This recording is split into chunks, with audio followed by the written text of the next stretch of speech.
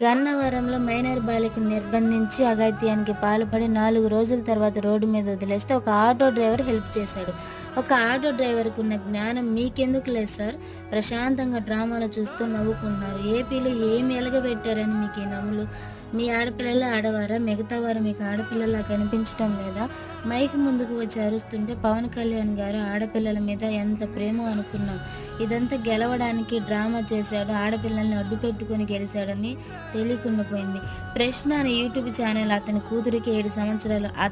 ఆమెను కూడా ఆ పాపను కూడా ఇబ్బంది పెడుతున్నారు జన సైనికులంట.